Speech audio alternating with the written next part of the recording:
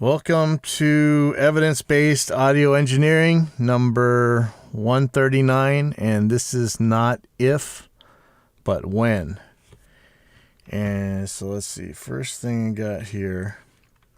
I heard from Vern Grainer that there's a new XAir 18 driver, and this probably means that since most of these are kind of a unified family, this probably means there's new drivers across the board for Behringer stuff. And one of the problems was, though, like, so let's say the XAir 18, it's an 18 input audio interface, which shows up as an 18 input audio interface under ASIO, but under the standard Windows drivers, there was only like one pair or two pairs or something. And I think Vern said that now they have 4 pairs. I'm looking, so the guys who are watching on Twitch and Facebook and YouTube, you guys can see we're looking on the driver page of Behringer, but I'll just go ahead and read you the release notes. So it says TUSB audio, the Vesicon, the Sycon, remember we talk about them all the time. So if you guys didn't believe me that they build the Behringer drivers, here they are, straight from Behringer. So Vesicon USB Audio 2.0 class driver for Windows revision history. And so this is May 18th, 2021. But it has a different, I don't know. Never mind. I'm just going to read it. New MIDI pipe statistics in the SPI utility. New several registry parameters for MIDI added. I wonder if that one had to do with remember you weren't able to put too many MIDI devices on Windows back in the day. I think you can now, though. Fix switch preferred ASIO buffer size with driver package containing MIDI only and audio devices. I'm not too sure what that is. Change MIDI RX now uses USB flow control. Change improved ISO packet error check. Change scripts use Python 3.9.1 now. Change DCK needs Windows 10 now. Change documentation. Change one channel can be part of more than 4 sound devices now. I have no idea what that means. I'm not seeing anything about more WDM or direct sound drivers showing, but I'll check on this. I meant to install this, and so I could actually give you guys pictures if this actually works. Maybe I'll do that next week. I'll put that in the notes. But let me move on here. But just yeah, if you got an XAir 18 or whatever, let me know. I may or may not redo the drivers before our next show. I'll see. Okay. So for you guys who also watch or listen to the Instant Action, or actually I think it used to be called Instant Action. Now it's called like Join Combat or something, podcast. You guys who are watching online, you can see I Araxiumed my engineer. That took years, but it's done. So yay. Okay. I know we talk about, problems in forums, problems of when people are just, somebody asks a technical question, they should get a technical answer. Instead, you always get preaching, you always get religious nonsense. Even in the audio forums, you don't get what you asked. or the worst, how many shows have we done on let me Google that for you, right? We all know about Google already. Anyway. And we've talked about how Google is no longer a very good search engine for most of the specific types of stuff you have. But anyway, I was asking on the Line 6 Helix group, and I said, any must-have metal preset packs. I really love Chop Tones Metallica for bias, but now I'm looking for some basic heavy amp and cab tones for metal mixes. And somebody says, And this is I should hide this guy's face because this is typical. I mean, this is not like this guy's all by himself here. This is a lot of times, and he's probably not actually that bad on this one. He probably means well anyways. He says, honestly, presets are a waste of time and effort. If you have knowledge of gear and know what kind of gear the sound you want uses, you're golden. Presets don't take into account headphones versus speakers, guitars, pickups, etc., etc., etc. I just don't see the point. If you're looking for a generic modern metal, start with blah, blah, blah. Okay, so he knows, how to get the thing. But a preset, with IRs or with the whole chain here, you can't. It's not the same thing as like saying a reverb preset where you're trying to. Actually, that's not even right. See, sometimes presets are like an EQ. You're trying to tailor it to this person's voice, but sometimes preset just means matching something that's out there. And this in the case of an amplifier, I could give you the exact same amplifier, cabinets, room, microphones, whatever, guitar player even, and have you record that, and then I do the exact same thing, and I bet you we get totally different sounds. So it's not enough. It's not like I'm asking for, hey, give me the settings on an amplifier or whatever. What it really is all the EQs and tones and everything to really get a certain sound, a starting point. Like if you were to say, oh, I want this to sound exactly like a Marshall 800, every single modeler out there, you're going to have to start at a certain spot in order to make it sound that way. And it may not match the knobs exactly. And so there's no reason to do this kind of snark, this kind of preset, or like a really complicated compressor. If you're using a really complicated compressor and you want to know, hey, is this thing reading MS or is this thing reading left, right? You could store that with the preset. There's nothing wrong with that preset. That's not a waste of time preset. And then the other thing is, if you have knowledge of gear and know what kind of gear the sound you want uses, you're golden. I have tons of knowledge of gear, man. I know, people on the internet don't know who you are, but just having that knowledge of gear, and you can't know every gear. I don't know a single engineer who's the absolute best at every single instrument. I know quite a few who are very, very, very good on just about every instrument, but you can always get better, and there's nothing wrong with wanting those preset things. So the anti-preset know-it-alls is kind of the let me Google that for you guys, So, but hopefully this will turn out okay. All right. So there's something over at the at Safe Space. I just wanted to read some of it and maybe comment a little bit. Let's see. So where are we?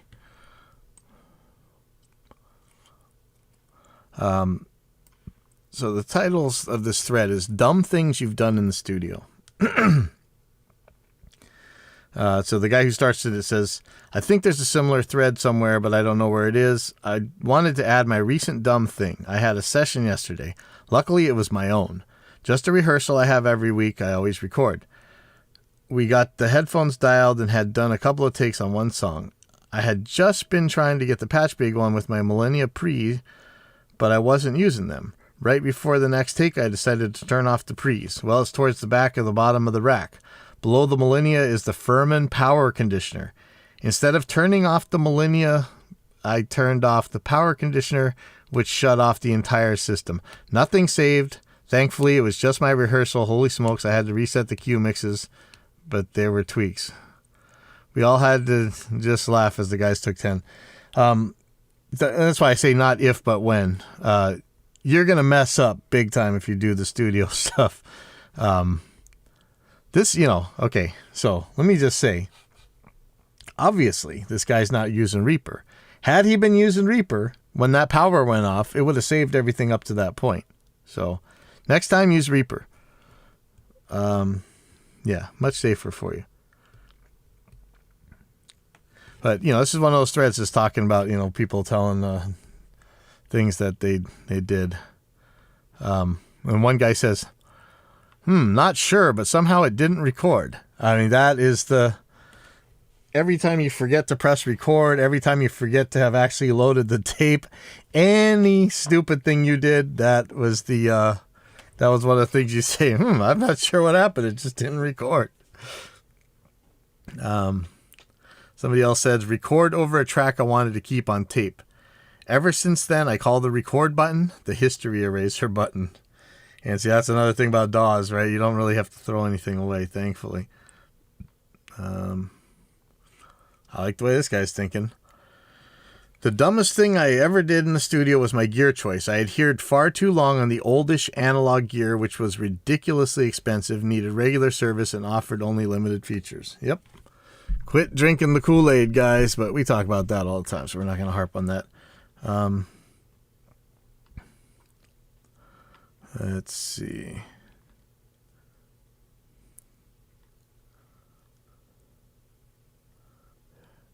One guy says, I wiped up crumbs from a table without realizing that someone had spread out his drugs. The producer was not amused. The person suspected of being the consumer, on the other hand, was very much amused. So to this day, I'm not quite sure who had bought the stuff.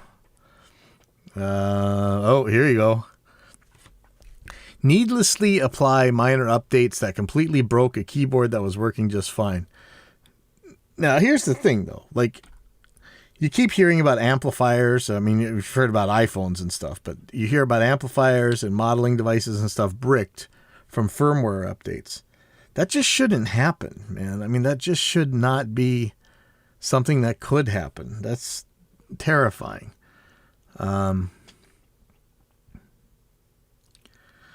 Mine was using a DAT without confidence heads on a live concert. Luckily, not a paid job. Heads clogged right at the beginning, and I got zilch. Wow, so he thought he was recording a show, and he wasn't. Okay. So here we go. I've never said this out loud, but it still haunts me more than 20 years later. As a low-level guy at a studio, we were cutting tracks for a regional blues band. Main engineer cut the core tracks, and I was tasked with running the 2-inch during some overdubs. Somehow, I still don't know how, about a half dozen channels of the original drum tracks became record-enabled, and I didn't notice. Started cutting a guitar overdub and erased about 2 minutes of the master with silence. Everyone must have been pissed, but nobody yelled at me, not sure why. They went back and actually punched that section in, and I think it was pretty seamless. I didn't work on that project again. It still gives me a stomachache just typing this. Yeah, I mean, that's terrifying. And I've done that on analog tape before. I've done worse. See, here's somebody else. I'm the new Totally Green assistant on a Woody Allen scoring session. Midwestern kid, still pretty new to Manhattan. I'm taking the lunch order. All deli sandwiches and plates. One of the big shot producers says pastrami on rye, extra lean, mustard, potato, salad on the sandwich. Rather than repeating it back verbatim, I said, "You mean potato salad on the side?" The room went very quiet.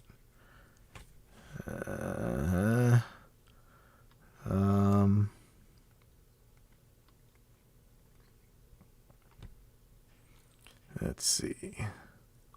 Spent money on gear I don't need.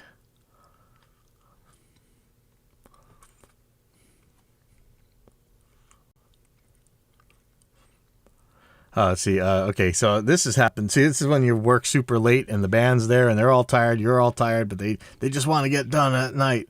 I totally cocked up the mix one night in the 90s at about 4 a.m. Checking on the drum mix, I took all the tom channels out of the mix bus assigned to listen to the reverb returns, then forgot to put them back on again.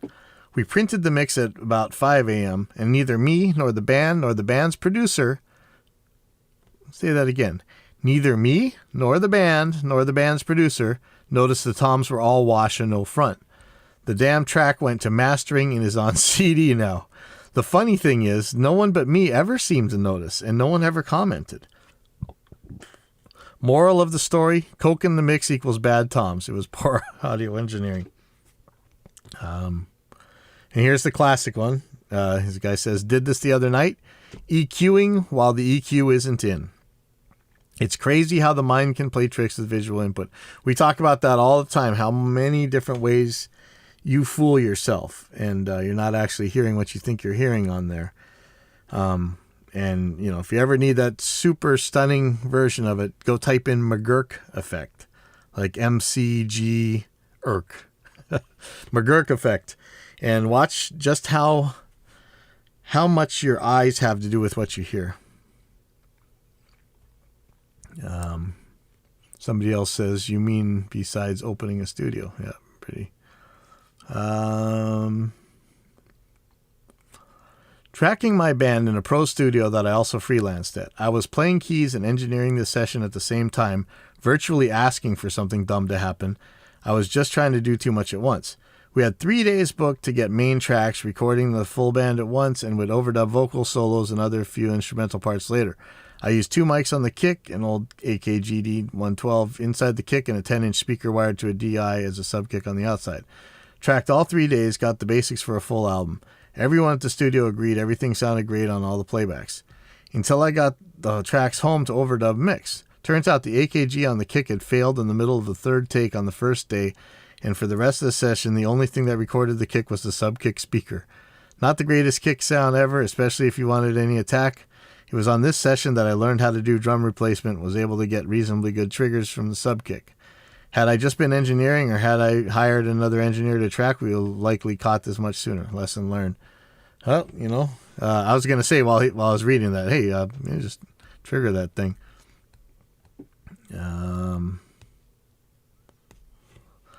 Let's see. Recording a vocal for a very well-known rapper who I work with many times. The chorus was at the beginning of the song, then the first verse, the usual stuff so far.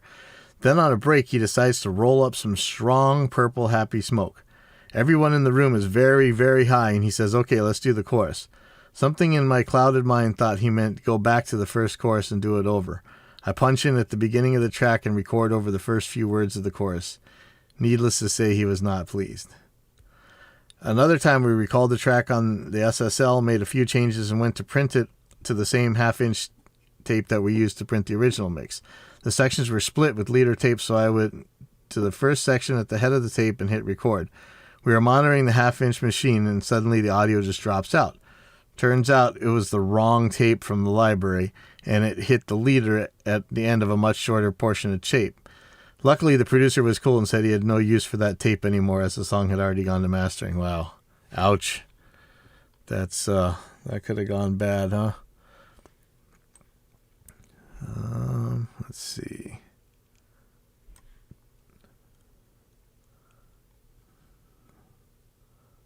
Oh, you see, somebody even answered the first one.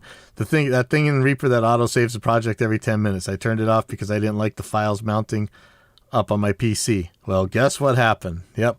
Leave that on. And I got mine on like 5 minutes or something.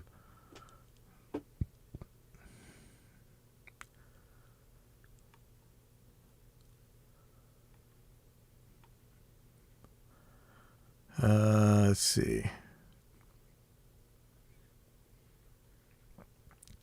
Recently, I was tracking nylon guitar in my mix room, played by a session player, also a close friend for many years.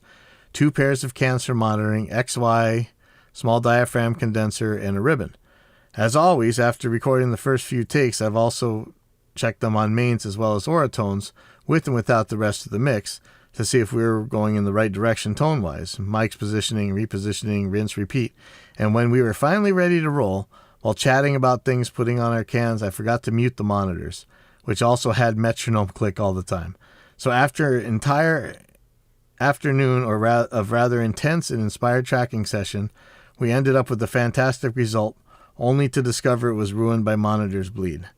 Seemed like a great time to open the bottle of Chivas I got for my birthday a week earlier. Didn't erase the metronome, but it sure eased the pain of having the redo the next day.